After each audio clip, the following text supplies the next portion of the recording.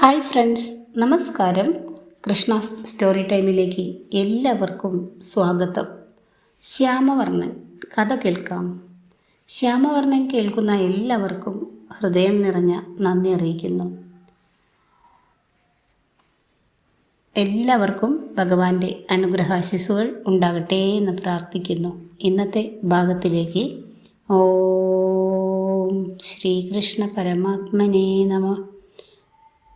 ഗുരുവിനെ വധിക്കുന്നത്. ഭീഷ്മനു ശേഷം ദ്രോണൻ കൗരവസേനയുടെ സർവ്വസൈന്യാധിപനായി തീർന്നു. അയാളും പരശുരാമൻ്റെ ശിഷ്യനാണ്. പക്ഷേ തൻ്റെ അതിമോഹക്കാരനായ പുത്രൻ അശ്വത്ഥമാവിനോടുള്ള സ്നേഹത്തിൻ്റെ പേരിൽ അയാൾ എല്ലാ ധർമ്മശിക്ഷണങ്ങളും ഉപേക്ഷിച്ചിരുന്നു.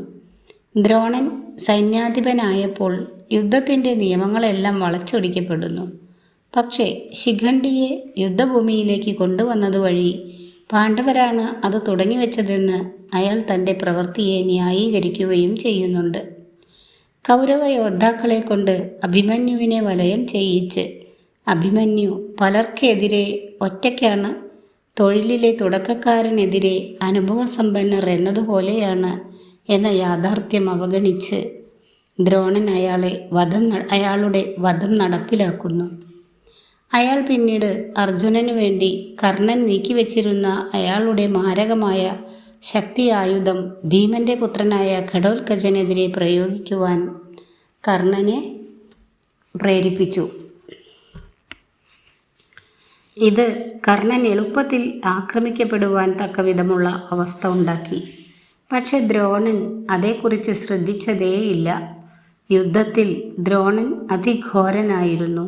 അശ്വത്ഥമാവ് മരിച്ചു എന്ന കള്ളം ദ്രോണനോട് യുധിഷ്ഠിരനെ കൊണ്ട് പറയിപ്പിക്കുവാൻ ശ്യാം അയാളെ ബോധ്യപ്പെടുത്തിയെടുത്തിരുന്നില്ലെങ്കിൽ യുദ്ധത്തിൽ പാണ്ഡവരുടെ പരാജയം നിശ്ചയമായിരുന്നു. അത് ഒരു നിരുപദ്രവകരമായ നുണയായിരുന്നു. കാരണം അശ്വത്ഥമാവ് എന്നു പേരുള്ള ഒരു ആനയെ ഭീമൻ കൊന്നിരുന്നു. പക്ഷേ യുധിഷ്ഠിരൻ തൻ്റെ പുത്രനെ പറ്റിയാണ് സംസാരിക്കുന്നതെന്ന് ദ്രോണൻ നനച്ചുപോയി. പുത്രനോട് അമിതമായ വാത്സല്യമുണ്ടായിരുന്ന ദ്രോണന് ധർമ്മത്തിനു വേണ്ടിയല്ലാതെ തൻ്റെ പുത്രനു വേണ്ടി യുദ്ധം ചെയ്തിരുന്ന ദ്രോണന് അതോടെ യുദ്ധത്തിലുള്ള സകല താൽപ്പര്യവും നഷ്ടപ്പെട്ടുപോയി. ശ്യാമിൻ്റെ ആജ്ഞപ്രകാരം അയാൾ വില്ലു താഴ്ത്തി. ധൃഷ്ടദ്യുമ്നൻ ദ്രോണരുടെ ശിരച്ഛേദവും നടത്തി. അങ്ങനെ ശ്യാം പാണ്ഡവരെ കൊണ്ട് അവരുടെ ഗുരുവിനെ കൊല്ലിച്ചു.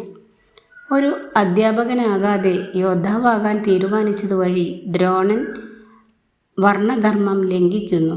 പുതുതായി ലഭിച്ച ഈ പദവി ഹിംസകനോട് യുദ്ധം ചെയ്യുന്നതിനു പകരം ഹിംസകനെ അടിച്ചമർത്തുന്നതിനായിട്ടാണ് ഉപയോഗിക്കുന്നത്. അയാൾ ഒരു പരശുരാമനല്ല. ദ്രോണൻ്റെ കഥകളുടെ കാതലാണ് പദവി സംബന്ധമായ അയാളുടെ ഉത്കണ്ഠ. തൻ്റെ സുഹൃത്തായ ദ്രുപദൻ അയാളെ താണവൻ എന്ന് വിളിക്കുമ്പോൾ അയാൾ കോപാകുലനാകുന്നുണ്ട്. അതിനാൽ അധ്യയന പ്രതിഫലമായി ദ്രുപദൻ്റെ പാതി രാജ്യം ലഭിക്കുന്നതിനു വേണ്ടി അയാൾ തൻ്റെ ശിഷ്യരുടെ ഒരു സേന ഉണ്ടാക്കുന്നു. അങ്ങനെ അയാൾ ദ്രുപദനുമായി തുല്യത നേടിയെടുക്കുന്നു. അപമാനിതനായി ദ്രുപദൻ ശിവൻ എന്ന ഒരു സംഹാരകനെ ധ്യാനിക്കുന്നു. ദ്രോണൻ്റെ ശിരച്ഛേദം ചെയ്ത് മുഴുവൻ കുരുവംശത്തെയും നശിപ്പിച്ച് പക പോക്കുന്നതിന് കഴിവുള്ള സന്താനങ്ങളെ അയാൾക്ക് ലഭിക്കുന്നു. അങ്ങനെ കുരുവംശത്തിൻ്റെ ഗുരു അവരെ മൂല്യങ്ങൾ പഠിപ്പിക്കുക മാത്രമല്ലാതെ അവരുടെ നാശത്തിനുള്ള വിത്തുകൾ വിതയ്ക്കുന്നതിന് കാരണഭൂതനായി തീരുകയും കൂടി ചെയ്യുന്നുണ്ട്. ദ്രോണനെ വധിക്കുന്നത് ഗുരുഹത്യ, ബ്രഹ്മഹത്യ എന്നിവ രണ്ടും കൂടിയാണ്. ഗുരുവിനെ വധിക്കുന്നവൻ ബ്രാഹ്മണനെ വധിക്കുന്നവൻ. ശത്രുവിൻ്റെ സമൂഹത്തിലെ പദവിയല്ല, മറിച്ച് ധർമ്മം എന്ന ആശയത്തോടുള്ള അവരുടെ പ്രതിബദ്ധതയാണ് യഥാർത്ഥത്തിൽ കണക്കാക്കപ്പെടേണ്ടതെന്ന് കൃഷ്ണൻ വ്യക്തമാക്കി തരുന്നു. ശിവപുരാണത്തിൽ ശിവൻ ബ്രഹ്മാവിൻ്റെയും ദക്ഷൻ്റെയും ഇരുവരും ബ്രാഹ്മണരാണ് ശിരച്ഛേദം ചെയ്യുന്നുണ്ട്. രാമായണത്തിലാകട്ടെ രാമൻ രാവണൻ്റെ ബ്രാഹ്മണനാണ്, ശിരച്ഛേദം ചെയ്യുന്നുണ്ട്. മഹാഭാരതത്തിൽ കൃഷ്ണൻ ദ്രോണൻ്റെ ബ്രാഹ്മണനാണ്, ശിരച്ഛേദം സാധ്യതമാക്കുന്നുണ്ട്. ബ്രാഹ്മണരുടേത് മാത്രമായ ആഖ്യാനങ്ങളിലും ബ്രാഹ്മണരുടെ ശിരച്ഛേദം ചെയ്യപ്പെടുന്നുണ്ട് എന്നുള്ളത് സ്ഫുടം ചെയ്യപ്പെട്ട ചിന്തകൾ ബ്രാക്കറ്റിൽ വർണ്ണം കൊണ്ട് നേടുന്ന ബ്രാഹ്മണത്വവും പാരമ്പര്യവശാൽ അവകാശമായി ലഭിച്ച ബ്രാഹ്മണത്വവും ബ്രാക്കറ്റിൽ ജാതി തമ്മിൽ ഹിന്ദുമതത്തിൽ നിലനിന്നിരുന്ന പിരിമുറുക്കം വെളിപ്പെടുത്തുന്നു. സ്ഫുടം ചെയ്യേണ്ട ചിന്തകളിൽ ആത്മാവിനെ അതിൻ്റെ എല്ലാ വൈവിധ്യത്തോടെയും നമുക്ക് കാണുവാൻ കഴിയും. അതിനാൽ പദവി സംബന്ധമായ ഉത്കണ്ഠയിൽ നിന്ന് നമ്മൾ മുക്തരാകുന്നു. പാരമ്പര്യവശാൽ അവകാശമായി ലഭിക്കപ്പെട്ട പദവിയിൽ അത് നമുക്ക് വിശേഷാനുകൂല്യങ്ങൾ അനുവദിച്ച് നൽകുന്നതിനാൽ നമ്മൾ ജാതി അധികാര ശ്രേണിയോട് ചായ്വ് കാണിക്കുന്നു. യുധിഷ്ഠിരൻ ഒരു സത്യസന്ധനായ മനുഷ്യനാണ്. സത്യസന്ധരായവർ എല്ലാവരും നല്ല മനുഷ്യരാണെന്ന് നമ്മൾ ഊഹിക്കുകയും ചെയ്യുന്നു. പക്ഷേ സത്യസന്ധത ധർമ്മത്തോട് ബ്രാക്കറ്റിൽ ദുർബലരെ സഹായിക്കുക പൊരുത്തപ്പെടുന്നില്ലെങ്കിൽ അതിന് യാതൊരു മൂല്യവുമില്ലെന്ന് ഹിന്ദുമത പുരാവൃത്താഖ്യാനങ്ങൾ പറയുന്നു. അതുകൊണ്ട് കൃഷ്ണൻ യുധിഷ്ഠിരനെ കള്ളം പറയുവാൻ നിർബന്ധിതനാക്കുന്നു. ഈ സംഭവത്തിനു ശേഷം യുധിഷ്ഠിരൻ്റെ രഥം വായുവിൽ ഒഴുകുന്നത് നിലയ്ക്കുന്നു. അക്ഷരാർത്ഥത്തിൽ പറഞ്ഞാൽ അയാളെ ഭൂമിയിലേക്ക് മടക്കി കൊണ്ടുവരുന്നു. അടുത്ത ഭാഗം മുതിർന്ന സഹോദരനെ വധിക്കുന്നത്. ഭീഷ്മനെയും ദ്രോണനെയും പോലെ കർണനും പരശുരാമൻ്റെ ശിഷ്യനാണ്. ഭീഷ്മനെയും ദ്രോണനെയും പോലെ തന്നെ അയാളും ധർമ്മത്തെക്കുറിച്ച് പഠിച്ചിട്ടുണ്ട്. അവരെ പോലെ തന്നെ അയാളും അത് സൗഹൃദത്തിനു വേണ്ടി ഉപേക്ഷിക്കുകയും ചെയ്തിട്ടുണ്ട്. താൻ അധികാരമില്ലാത്തവനായിരുന്ന വേളയിൽ കൗരവരാണ് തനിക്ക് പിന്തുണ നൽകിയത്. അതിനാൽ എന്തുതന്നെ ആയിരുന്നാലും താൻ അവർക്കൊപ്പം യുദ്ധം ചെയ്യുമെന്ന് അവകാശപ്പെട്ടുകൊണ്ട് കർണൻ തൻ്റെ തീരുമാനം യുക്തിസഹമാക്കി തീർന്നു. പക്ഷേ മൃഗങ്ങൾ തങ്ങളുടെ ഗണത്തോട് പറ്റത്തോട് കൂടിനോട് വിശ്വസ്തത പുലർത്തുന്നുണ്ട്. മനുഷ്യജീവികൾക്ക് തങ്ങൾ ഏതു വശത്തു നിൽക്കണമെന്ന് തിരഞ്ഞെടുക്കുവാൻ കഴിയും. തിരഞ്ഞെടുപ്പാകട്ടെ ധർമ്മത്തിൽ അധിഷ്ഠിതമായിരിക്കുകയും വേണം. ദുർബലരായവരുടെ ജീവിതമാർഗം ശക്തരായവർ വഴിമുട്ടിക്കുന്നുണ്ടോ? ഇക്കാര്യത്തിൽ പാണ്ഡവരോട് യുക്തിരഹിതനായ വിട്ടുവീഴ്ചയില്ലാത്ത ഹീന സ്വഭാവക്കാരനായ ദുര്യോധനൻ ചെയ്തതുപോലെ ഭീഷ്മൻ കൗരവരുടെ സൈന്യാധിപനായിരുന്ന അത്രയും നാൾ യുദ്ധം ചെയ്യുന്നതിന് കർണൻ കൂട്ടാക്കിയില്ല. ദ്രോണൻ സേനയെ നയിച്ച സമയത്ത് അയാൾ യുദ്ധത്തിൽ ചേർന്നു. പക്ഷെ ദ്രോണൻ്റെ ആജ്ഞയുടെ മേൽ അയാൾക്ക് തൻ്റെ പ്രധാന ആയുധങ്ങളെല്ലാം നഷ്ടപ്പെട്ടു. ദ്രോണൻ മരിച്ചപ്പോൾ അയാൾ സൈന്യാധിപനായി. പരസ്പരമുള്ള യുദ്ധത്തിനിടയിൽ അർജുനൻ്റെ അമ്പുകൾ കർണൻ്റെ രഥത്തെ 1000 അടി പിന്നിലേക്ക് തള്ളും. കർണൻ്റെ അമ്പുകളാവട്ടെ അർജുനൻ്റെ രഥത്തെ ഏതാനും അടി മാത്രമേ പിന്നിലേക്ക് തള്ളുകയുള്ളൂ. എന്നിട്ടും ശ്യാം കർണനെ പ്രശംസിച്ചു കൊണ്ടേയിരുന്നു. വല്ലാതെ പ്രകോപിതനായ അർജുനൻ ശ്യാമിനോടൊരു വിശദീകരണം ആവശ്യപ്പെട്ടു. ശ്യാം പറഞ്ഞു, വെറും നശ്വരമായ ആളുകളുള്ള രഥമാണ് നീ തള്ളിമാറ്റുന്നത്. അയാൾ തള്ളിമാറ്റുന്നത് ദൈവം സാരഥിയായിട്ടുള്ള രഥമാണ്. അത് ആരാധ്യത അർഹിക്കുന്നില്ലേ? പരശുരാമൻ്റെ തന്നെ ശാപത്താൽ മരിക്കാൻ ശിക്ഷ വിധിക്കപ്പെട്ടവനത്രേ കർണൻ. യുദ്ധത്തിനിടയിൽ അയാളുടെ തേരിൻ്റെ ചക്രം ഭൂമിയിൽ കുരുങ്ങിപ്പോയി. അത് സ്വയം പൊക്കിയെടുക്കുന്നതിന് അയാൾ നിർബന്ധിതനായി. കർണൻ നിരായുധനായി സാരഥിയുടെ ജോലി ചെയ്യവേ അയാൾ അമ്പെയ്ത് കൊല്ലുവാൻ ശ്യാം അർജുനനോട് ആവശ്യപ്പെട്ടു.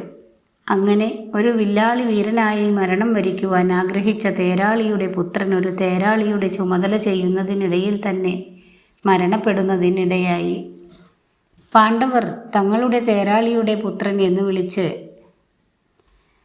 അധിക്ഷേപിച്ചു കൊണ്ടിരുന്ന കർണനെ മരണം ആഘോഷിക്കുന്നത് ശ്യാം ശ്രദ്ധിച്ചു. അയാൾ എല്ലാ കൗരവരെക്കാളും പാണ്ഡവരെക്കാളും ബലരാമനെപ്പോലും മുതിർന്ന അയാൾ അവരുടെ മുതിർന്ന സഹോദരനാണെന്നത് അവർക്കൊട്ടും അറിയില്ലായിരുന്നുവല്ലോ. പരിമിതമായ അറിവുകളോടെ എങ്ങനെയാണ് മനുഷ്യജീവികൾ പെരുമാറുന്നതെന്ന് ശ്യാം നിരീക്ഷിച്ചു. കർണൻ്റെ ജീവിതത്തെപ്പറ്റി അവർക്കും കൂടുതൽ അറിവുണ്ടായിരുന്നെങ്കിൽ ഈ ആഘോഷം ഒരു ദുരന്തമായി തീരുമായിരുന്നു. സത്യം വെളിപ്പെടും, പക്ഷേ യുദ്ധത്തിനു ശേഷം മാത്രം. രാമായണത്തിൽ ഇന്ദ്രൻ്റെ പുത്രനായ ബാലിയെ സൂര്യൻ്റെ പുത്രനായ സുഗ്രീവനു വേണ്ടി രാമൻ വധിക്കുന്നു. എന്നാൽ മഹാഭാരതത്തിൽ ഇന്ദ്രൻ്റെ പുത്രനായ അർജുനനു വേണ്ടി സൂര്യൻ്റെ പുത്രനായ കർണനെ വധിക്കുന്നതിന് കൃഷ്ണൻ സഹായിക്കുന്നതിലൂടെ ഇത് പ്രതിലോമമായി തീരുന്നു. ഈ കഥകൾ ചിത്രീകരിക്കുന്നത് 2 വേദകാല ദൈവങ്ങളുടെ മേൽക്കോയ്മയ്ക്ക് വേണ്ടിയുള്ള മത്സരമാണ്. സൂര്യദേവനും മഴ ദൈവവും ഇന്ദ്രൻ. നമ്മുടെ സ്നേഹവും വെറുപ്പും കുടുംബത്തെക്കുറിച്ചും അല്ലാത്തതിനെക്കുറിച്ചും നമുക്കുള്ള ധാരണ, നമുക്കുള്ള അറിവ് മാത്രം വെച്ചാണ്. പരിമിതമായ അറിവ് കർണനെ സാമൂഹികമായി താഴ്ന്നവനാക്കുന്നു. പാണ്ഡവരുടെ ദൃഷ്ടിയിൽ ഒരു പുത്തൻ പണക്കാരൻ. അങ്ങനെ എല്ലാ വെറുപ്പും അധികാര ശ്രേണിയും പരിമിതമായ അറിവ് മാത്രം അടിസ്ഥാനപ്പെടുത്തിയാണ് എന്നുള്ള ആശയത്തിലേക്ക് നമ്മൾ എത്തിപ്പെടുന്നു. അപരിമിതമായ അറിവ് സത്യം വരുന്നത് മനസ്സ് മനം, അപരിമിതമായി അനന്തം, വിശാലം ബ്രഹ് ആകുമ്പോഴാണ്. അങ്ങനെ ബ്രാഹ്മണൻ എന്നതിൻ്റെ അർത്ഥം പരിമിതിയില്ലാത്ത അറിവുകൾ ഉൾക്കൊള്ളുന്ന അനന്തമായി വികാസം പ്രാപിച്ച മനസ്സുള്ളവനാകുവാൻ ആഗ്രഹിക്കുന്നവൻ എന്നത്രേ. ഭൂമിയിൽ അങ്ങനെ നിലനിന്നിട്ടുള്ള ഒരു അസ്തിത്വമാകുന്നു കൃഷ്ണൻ. അടുത്ത ഭാഗം യുധിഷ്ഠിരനും അർജുനനും കലഹിക്കുന്നു. കർണൻ സൈന്യാധിപനായിരിക്കവേ അയാൾക്ക് യുധിഷ്ഠിരനെ വധിക്കുന്നതിന് അവസരമുണ്ടായിരുന്നു. പക്ഷെ അതിനു പകരം അയാൾ യുധിഷ്ഠിരനെ അധിക്ഷേപിക്കാനാണ് തീരുമാനിച്ചത്. വ്രണപ്പെട്ട് അപമാനിതനായ യുധിഷ്ഠിരന് യുദ്ധക്കളത്തിൽ നിന്ന് പിൻവാങ്ങേണ്ടി വന്നു. ഇത് ശ്രദ്ധിച്ചപ്പോൾ ജ്യേഷ്ഠൻ്റെ അവസ്ഥ അറിയാനായി ശിബിരത്തിലേക്ക് തിരിച്ചു പോകാമെന്ന് അർജുനൻ ശ്യാമിനോട് പറഞ്ഞു. എന്നാൽ അർജുനൻ പോർക്കളം വിട്ടു വരുന്നത് കാണാൻ യുധിഷ്ഠിരന് സന്തോഷമൊന്നും ഉണ്ടായിരുന്നില്ല. നീ എന്തിനാണ് യുദ്ധക്കളം ഉപേക്ഷിച്ചത്? കർണനോട് യുദ്ധം ചെയ്ത് അയാളെ കീഴടക്കി എനിക്ക് സംഭവിച്ച അപമാനത്തിന് പകരം വീട്ടുന്നതിനു പകരം നീ എന്തിനാണ് ഇവിടെ നിൽക്കുന്നത്? ആ നികൃഷ്ടനായ സൂതപുത്രനെ നേരിടുന്നതിന് നിന്റെ ഗാണ്ഡീവം അത്രയ്ക്ക് ദുർബലമാണോ? ജ്യേഷ്ഠന് വേണ്ടത്ര എന്നെ അധിക്ഷേപിക്കാം. തൻ്റെ സംയമനം കൈവിട്ടുകൊണ്ട് കോപം ഉയരാൻ തുടങ്ങിയ അർജുനൻ പറഞ്ഞു. പക്ഷേ എൻ്റെ ഗാണ്ഡീവത്തെ അധിക്ഷേപിക്കുവാൻ അങ്ങേക്ക് എങ്ങനെ ധൈര്യം കിട്ടി? ഒട്ടും ആലോചനയില്ലാതെ അയാൾ തൻ്റെ വാൾ ഊരിയെടുത്ത് യുധിഷ്ഠിരനെ വെട്ടാനായി പാഞ്ഞെടുത്തു. കാരണം തൻ്റെ പ്രിയപ്പെട്ട വില്ലിനെ ആരധിക്ഷേപിച്ചാലും ആ ആളിനെ കൊല്ലുമെന്ന് അയാൾ പ്രതിജ്ഞയെടുത്തിരുന്നു.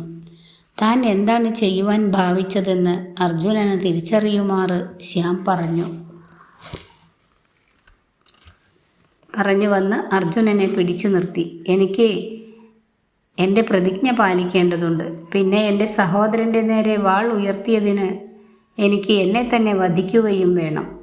കാര്യങ്ങൾ നിയന്ത്രണാതീതമായി കൈവിട്ടു പോകുമെന്ന് തിരിച്ചറിഞ്ഞുകൊണ്ട് ശ്യാം ഉപദേശിച്ചു. ഒരു കുലീനനായ മനുഷ്യൻ തൻ്റെ മുതിർന്ന സഹോദരനെ അധിക്ഷേപിച്ചാൽ അത് അയാളെ വധിക്കുന്നതിന് സമമാണ്. ഒരു കുലീനനായ മനുഷ്യൻ സ്വയം പുകഴ്ത്തലിൽ ഏർപ്പെട്ടാൽ അത് ആത്മഹത്യ ചെയ്യുന്നതിന് തുല്യമാണ്. വാക്കുകളെ പ്രവൃത്തികൾ ചെയ്യുന്നതിന് അനുവദിക്കൂ. മൂർത്തമായ ശരീരത്തെ വെറുതെ വിടുക, അമൂർത്തമായ ശരീരത്തിന് ഹാനി വരുത്തുക. ഈ ആഖ്യാന പരമ്പരകൾ വെളിപ്പെടുത്തുന്നത് യുദ്ധം യോദ്ധാക്കളോട് ചെയ്യുന്ന ഉപദ്രവമാണ്. പാണ്ഡവർ പോലും പരസ്പരം പോരടിക്കുന്നുണ്ട്. തൻ്റെ കാര്യം സാധിക്കുന്നതിനു വേണ്ടി വാദങ്ങൾ വളച്ചൊടിക്കുന്ന ആ വ്യക്തി എന്ന നിലയിലാണ് കൃഷ്ണൻ ജനപ്രീതി ആർജിച്ചത്. പക്ഷേ വാദങ്ങൾ വളച്ചൊടിക്കുന്ന എല്ലാവരും കൃഷ്ണനല്ല. കൃഷ്ണനാകണമെങ്കിൽ ദുർബലരെ സംരക്ഷിക്കുന്ന തരത്തിൽ, ശക്തരെ വെറുക്കാതെ തന്നെ ദുർബലർക്കു വേണ്ടി നമ്മൾ പോരാടുന്ന തരത്തിൽ വാദങ്ങൾ ധർമ്മത്തിലേക്ക് നയിക്കപ്പെടേണ്ടതുണ്ട്. അടുത്ത ഭാഗം കുതിരകളെ വെള്ളം കുടിപ്പിക്കുന്നത്. യുദ്ധത്തിനിടെ തൻ്റെ കുതിരകളെപ്പറ്റി ശ്യാമിന് നല്ല ഉത്കണ്ഠയുണ്ടായിരുന്നു. അതിനാൽ കൂടെ അവയ്ക്ക് ചുറ്റും അമ്പുകൾ കൊണ്ട് വേലി തീർക്കുവാൻ ശ്യാം അർജുനനോട് ആവശ്യപ്പെട്ടുകൊണ്ടിരുന്നു. അങ്ങനെയാവുമ്പോൾ അവയ്ക്ക് വിശ്രമം ലഭിക്കുമല്ലോ. ഭൂമിക്ക് അടിയിൽ നിന്ന് ജലം കൊണ്ടുവരുന്നതിനായി മറ്റൊരു അമ്പുകൊണ്ട് ഭൂമിയിൽ തറയ്ക്കുകയും ചെയ്യും. കുതിരകളെ വെള്ളം കുളിപ്പിക്കും. അങ്ങനെ പോർക്കളത്തിലേക്ക് മടങ്ങുന്നതിനുള്ള സമയമാകുന്നതിനു മുൻപായി അവയുടെ ക്ഷീണം തീർത്ത് ഉന്മേഷം വീണ്ടെടുക്കും.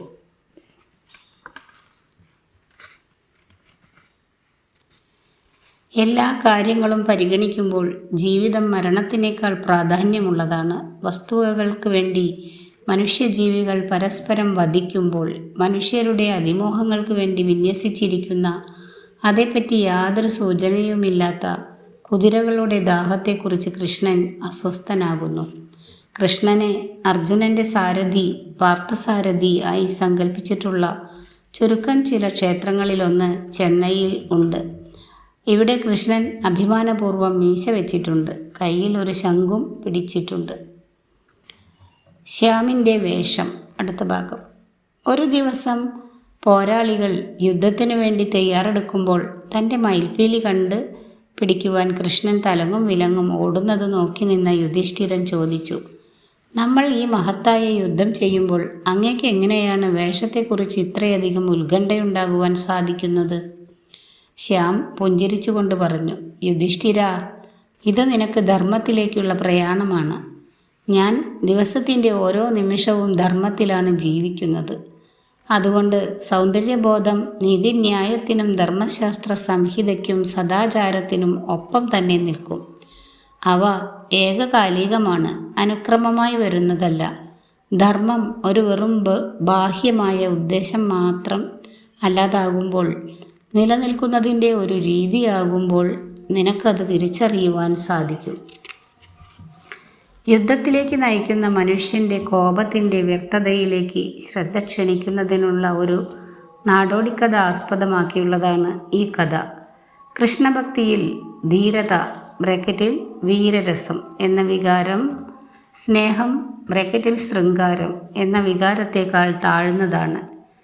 ക്ഷേത്രങ്ങളിൽ കൃഷ്ണൻ്റെ അലങ്കാരങ്ങൾക്ക് വലിയ ശ്രദ്ധ നൽകി വരുന്നുണ്ട്. പുഷ്പങ്ങളും പട്ടുടയാടകളും ചന്ദനലേപവും ആഭരണങ്ങളും കൊണ്ട് വിഗ്രഹം അലങ്കരിച്ച ശേഷം ഒരു കണ്ണാടി വിഗ്രഹത്തെ കാണിക്കുന്നു. അപ്പോൾ തൻ്റെ വേഷാലങ്കാരങ്ങളിൽ കൃഷ്ണന് സ്വയം ആനന്ദം കണ്ടെത്താമല്ലോ. ആടകളും സംഗീതവും ആഹാരവും കൃഷ്ണാരാധനയിലെ നൈവേദ്യങ്ങളുടെ നിർണായക ഘടകങ്ങളാണ്. ദുര്യോധനൻ വധിക്കപ്പെടുന്നതിന് ശ്യാം ഇടയാക്കുന്നു. അടുത്ത ഭാഗം.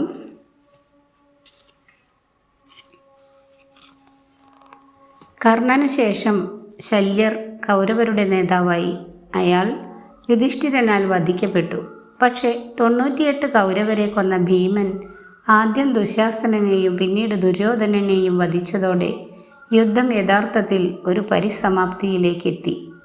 ഭീമൻ ദുശാസനൻ്റെ കുടൽമാല വലിച്ചു പുറത്തിട്ടു. അയാളുടെ രക്തം കുടിച്ചു. ദ്രൗപദിയുടെ തലമുടി കഴുകുവാൻ ആ രക്തം ഉപയോഗിച്ചു. അങ്ങനെ അവസാനം അവൾക്കത് കെട്ടിവെക്കുവാൻ സാധിച്ചു. ഭീമൻ പിന്നീട് ദുര്യോധനനെ ഓടിച്ചു.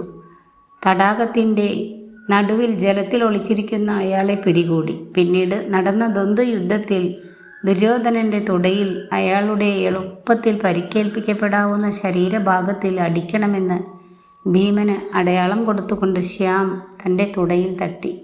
ഇത് യുദ്ധത്തിൻ്റെ നിയമങ്ങൾക്കെതിരാണ്. ദുര്യോധനൻ്റെ ശരീരത്തിൽ ആയുധങ്ങൾക്ക് പരിക്കേൽപ്പിക്കാവുന്ന ഒരേയൊരു ഭാഗം അയാളുടെ തുട മാത്രമാണെന്ന് ശ്യാമിനറിയാമായിരുന്നു. അയാളുടെ മാതാവ് ഗാന്ധാരി അയാളുടെ നഗ്ന ശരീരത്തിൽ നോക്കുന്നതിന് ഉദ്ദേശിച്ചതുകൊണ്ട് അയാളോട് തനിക്ക് മുൻപിൽ നഗ്നനായി പ്രത്യക്ഷപ്പെടുവാൻ ആവശ്യപ്പെട്ടു. തൻ്റെ വിവാഹ ദിവസം മുതൽ കണ്ണു മൂടിക്കെട്ടിയ അവർ വർഷങ്ങളോളം ഒന്നും കാണാതിരുന്നിട്ട് ആദ്യമായി കാണുമ്പോൾ ആ കാഴ്ചശക്തിയുടെ ആദ്യ നോട്ടത്തിൻ്റെ ഊർജത്തിൻ്റെ ഫലമായി ഉണ്ടാകുന്ന അജയ്യതയാൽ അയാളുടെ നഗ്ന ശരീരം തഴുകുവാൻ അവർ ആഗ്രഹിച്ചു. പക്ഷേ നാണക്കേട് തോന്നിയ ദുര്യോധനൻ ഒരു വാഴയില കൊണ്ട് അരഭാഗം മൂടി. അതിൻ്റെ ഫലമായി അയാളുടെ മുഴുവൻ ശരീരവും ആയുധങ്ങൾ കൊണ്ട് പരിക്കേൽപ്പിക്കുവാൻ സാധിക്കാത്ത വിധമായി തീർന്നു. അയാളുടെ തുടകളുടെ മുകൾ ഭാഗങ്ങൾ ഒഴികെ ശ്യാമിനു മാത്രമേ ഈ രഹസ്യം അറിയുമായിരുന്നുള്ളൂ.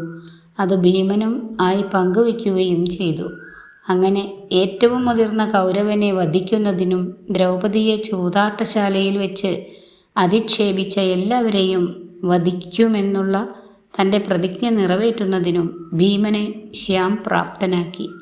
ഭീമൻ യുദ്ധത്തിൻ്റെ നിയമങ്ങൾ ലംഘിച്ചുവെന്നും ദുര്യോധനൻ്റെ അരപ്പട്ടയ്ക്ക് താഴെ അടിച്ചുവെന്നും ബലരാമൻ കേട്ടറിഞ്ഞപ്പോൾ ഭീമനെ ശിക്ഷിക്കുന്നതിനായി അയാൾ തൻ്റെ കലപ്പ ഉയർത്തിയതും അയാളെ എല്ലായ്പ്പോഴും തടയുന്നത് പോലെ തന്നെ ഇപ്രാവശ്യവും ശ്യാം തടഞ്ഞു നിർത്തി. കൂടുതൽ വിശാലമായ ചിത്രം കാണുന്നതിന് പ്രേരിപ്പിക്കുകയും ചെയ്തു. ദുര്യോധനൻ ഒരിക്കലും ദുർബലരായവരെ പരിഗണിച്ചിട്ടേയില്ല. സംസ്കാരമുള്ള സമൂഹത്തിൽ കാട്ടുനീതി നിലനിന്നു കാണുവാൻ ആഗ്രഹിച്ച രാജാക്കന്മാരെ സംരക്ഷിക്കുന്നതിന് നിയമങ്ങൾ ഉണ്ടാകുന്നതെങ്ങനെയാണ്? നിയമങ്ങളും പാരമ്പര്യങ്ങളും ഉയർത്തിപ്പിടിച്ചുകൊണ്ടേയിരിക്കുന്ന രാമനെ പോലെയല്ല കൃഷ്ണൻ. പകരം കൃഷ്ണൻ നിയമങ്ങളും പാരമ്പര്യങ്ങളും നിരന്തരം വളച്ചൊടിച്ചുകൊണ്ടും ലംഘിച്ചുകൊണ്ടും ഇരിക്കും. നിയമങ്ങൾ നിലനിൽക്കുന്നത് ഉള്ളിലുള്ള മൃഗത്തിനെ മെരുക്കുന്നതിനും മനുഷ്യജീവികൾ കാടിൻ്റെ നിയമം മത്സ്യന്യായം ബ്രാക്കറ്റിൽ എതിർത്ത് നിൽക്കുന്നതിനും വേണ്ടിയുള്ളതാണ്. നിയമങ്ങൾ ഉള്ളിലെ മൃഗം പുഷ്ടി പ്രാപിക്കുന്നതിന് അനുവദിക്കുമ്പോൾ അവയുടെ യഥാർത്ഥ ഉദ്ദേശത്തിൽ പരാജയപ്പെടുന്നു. നിയമത്തേക്കാൾ പ്രധാനം നമ്മൾ ഒരു നിയമം അനുസരിക്കുകയോ ലംഘിക്കുകയോ ചെയ്യുമ്പോൾ ആ പ്രവൃത്തിയിൽ അന്തർഭവിച്ചിട്ടുള്ള ഉദ്ദേശ്യമാണ്. നിയമങ്ങൾ അനുസരിക്കുന്ന രാമൻ മര്യാദാ പുരുഷോത്തമൻ, നിയമം അനുസരിക്കുന്ന ഉത്തമ പുരുഷൻ എന്ന് വിളിക്കപ്പെടുന്നു. നിയമങ്ങൾ ലംഘിക്കുന്ന കൃഷ്ണൻ ലീലാ പുരുഷോത്തമൻ, അത്യാവശ്യം കളി കളിക്കുന്ന ഉത്തമ പുരുഷൻ, നിയമങ്ങൾ കൃത്യമായി പിന്തുടരുന്ന വ്യക്തിയോ കളിയുടെ നിയമങ്ങൾ വളച്ചൊടിക്കുന്ന വ്യക്തിയോ അല്ല ഉത്തമ പുരുഷൻ. പിന്നെയോ ധർമ്മം ഉയർത്തിപ്പിടിക്കുന്നവനാരോ, ശക്തരായവരുടെ അരക്ഷിതാവസ്ഥ ആസ്വദിക്കാതെ ദുർബലരായവരെ പരിരക്ഷിക്കുന്നവനാരോ അവനാണ് ഉത്തമ പുരുഷൻ. മരണത്തിൽ നിന്ന് മകനെ രക്ഷിച്ച് പക്ഷേ അവൻ്റെ ശരീരത്തിൻ്റെ ഒരു ഭാഗം എളുപ്പത്തിൽ പരിക്കേൽക്കപ്പെടാവുന്ന രീതിയിൽ വിട്ടുപോകുന്ന അമ്മയുടെ കഥ ഗ്രീക്കുകാരുടെ പുരാണേതിഹാസങ്ങളിലും ഉണ്ട്. ആയുധങ്ങൾ അഭേദ്യമായി വർത്തിക്കുന്നതിനു വേണ്ടി തീറ്റസ് തൻ്റെ പുത്രൻ അക്കിലീസിനെ സ്റ്റിക്സ് നദിയിൽ മുക്കുന്നു. പക്ഷേ അവൾ പിടിച്ചിരിക്കുന്ന അവൻ്റെ ഉപ്പൂറ്റികൾ ജലത്തിൽ സ്പർശിക്കുന്നില്ല. അങ്ങനെ ആ ഭാഗങ്ങൾ ഭേദ്യമായി വിടുന്നു. ബലരാമൻ ദുര്യോധനനെയും ഭീമനെയും ഗദായുദ്ധം പരിശീലിപ്പിക്കുന്നു. പക്ഷെ ദുര്യോധനനാണ് എല്ലായ്പ്പോഴും അയാളോട് കണ്ണിലുണ്ണി. തൻ്റെ സഹോദരി സുഭദ്ര ദുര്യോധനനെ വേൾക്കണമെന്നും പിന്നീട് തൻ്റെ പുത്രി ദുര്യോധനൻ്റെ പുത്രൻ ലക്ഷ്മണനെ വിവാഹം ചെയ്യണമെന്നും അയാൾ ആഗ്രഹിക്കുന്നു. പക്ഷേ തങ്ങളുടെ സഹോദരി അർജുനനെ വിവാഹം കഴിക്കുമെന്നും ബലരാമൻ്റെ പുത്രി അർജുനൻ്റെ പുത്രൻ അഭിമന്യുവിനെ വിവാഹം കഴിക്കുമെന്നും കൃഷ്ണൻ ഉറപ്പിക്കുന്നു. ബലരാമൻ ദേവന്മാരെയും അസുരന്മാരെയും തമ്മിൽ വേർതിരിച്ച് കാണാത്ത ശിവനെ പോലെയാണ്. കൃഷ്ണനാകട്ടെ വിഷ്ണുവിനെ പോലെയാണ്. അസുരന്മാർക്കെതിരെ ദേവന്മാരുടെ ഭാഗം ചേരുന്നു. ലക്ഷ്മണൻ ഒരിക്കൽ രാമനോട് പരാതി പറഞ്ഞു. അങ്ങ് എൻ്റെ മുതിർന്ന സഹോദരനാകയാൽ എനിക്ക് എപ്പോഴും അങ്ങയെ അനുസരിക്കേണ്ടി വരുന്നു.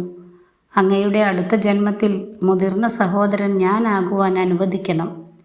രാമൻ സമ്മതിച്ചു. പക്ഷേ ഇങ്ങനെ കൂട്ടിച്ചേർത്തു, കൃഷ്ണൻ എന്ന നിലയ്ക്ക് ഇളയത് ഞാൻ ആയിരിക്കുമെങ്കിലും നീ അപ്പോഴും എന്നെ അനുസരിക്കും. കാരണം ഞാൻ എൻ്റെ അധികാരമോ എൻ്റെ സ്ഥാനമാനങ്ങളോ ഒരിക്കലും നിന്നെ സ്വാധീനിക്കുവാൻ ഉപയോഗിച്ചിട്ടില്ലെന്ന് നീ തിരിച്ചറിയും. സ്നേഹിക്കുന്നതിനുള്ള നിൻ്റെ കഴിവ് മാത്രമേ ഞാൻ എപ്പോഴും അഭ്യർത്ഥിച്ചിട്ടുള്ളൂ. അങ്ങനെ നിയമത്തിൻ്റെ മുകളിൽ സ്നേഹം അഭ്യർത്ഥിച്ച് കൃഷ്ണന് ക്ഷിപ്രകോപിയായ ബലരാമനെ സമാധാനിപ്പിക്കുന്നതിനും തൻ്റെ രീതികളുടെ തെറ്റ് കാണുന്നതിന് ഇടയാക്കുന്നതിനും സാധിക്കുന്നു. ഇതോടുകൂടി ഇന്നത്തെ ഭാഗം അവസാനിപ്പിക്കുന്നു.